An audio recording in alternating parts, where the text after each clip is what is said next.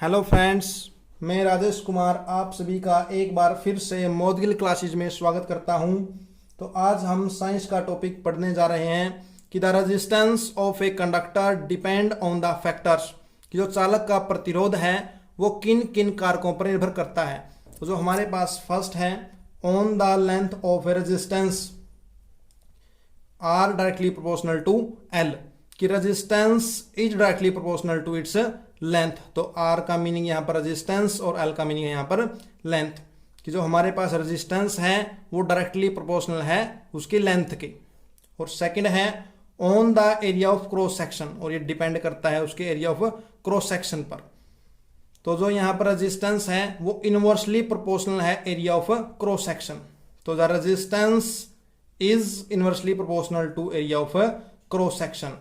तो यहां से हम इक्वेशन 1 और यहां से 2 ले सकते हैं, तो दोनों को मिलाकर अगर हम लिखेंगे तो R directly proportional to L by A।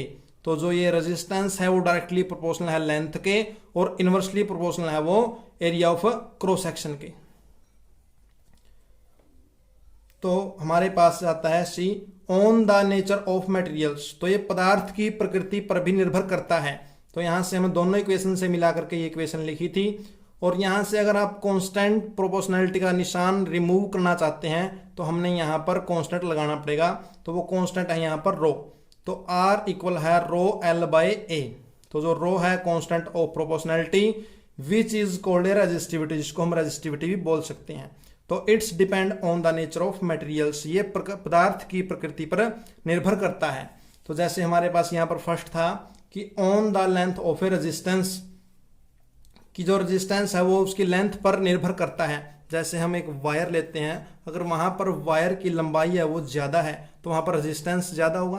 तो डायरेक्टली प्रोपोर्शनल का मीनिंग यही है कि अगर लेंथ वहां पर इंक्रीज होगी तो रेजिस्टेंस भी इंक्रीज होगा, अगर लेंथ डिक्रीज होगी तो रेजिस्टेंस भी डिक्रीज होगा। तो हमारे पास डायरेक्टली प्रोपोर्शनल का मीनिंग यही है। आर का मीनिंग क्या है? रेजिस्टेंस। तो रेजिस्टेंस एक प्रकार से बाधा है जो वहां बाधा उत्पन्न करता है। तो अगर किसी वायर की लंबाई ज्यादा है तो लंबाई ज्यादा है तो वहां पर रेजिस्टेंस भी ज्यादा होगा। तो रेजिस्टेंस ज्यादा होगा तो वहां यानी कि वहां पर बाधा ज्यादा उत्पन्न होगी। तो अगर बाधा ज्यादा उत्पन्न होगी तो वहां से लाइट कम पास होगी। तो इसलिए हम कह सकते हैं अगर किसी भी वायर की लेंथ है जो बहुत ज्यादा है तो उसमें से बिजली बहुत कम पास होती है। तो सेकंड है on the area of cross section. तो R inversely proportional to area of cross section. तो यहां से अगर हम एरिया को इंक्रीज करेंगे तो रेजिस्टेंस डिक्रीज होगा, अगर एरिया डिक्रीज करेंगे तो रेजिस्टेंस इंक्रीज होगा। तो ये हमारे पास इनवर्सली प्रोपोर्शनल का मीनिंग है।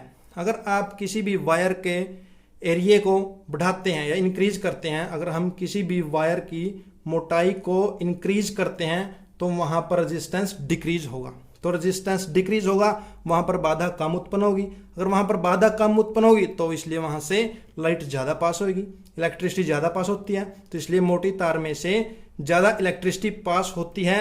अगर तार की लंबाई हमारे पास ज्यादा है तो उसमें से इलेक्ट्रिसिटी कम पास होती है। तो दोनों फैक्टर पर निर्भर करता है। तो हमारे पास थर्ड है on the nature of material, और पदार्थ की प्रकृति पर भी निर्भर करता है।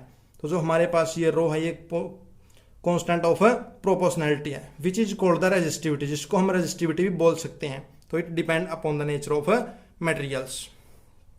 तो उम्मीद करता हूं कि आप सभी को ये टॉपिक अच्छे से समझ में आ गया होगा। अगर आप सभी को ये वीडियो पसंद आती है तो प्लीज लाइक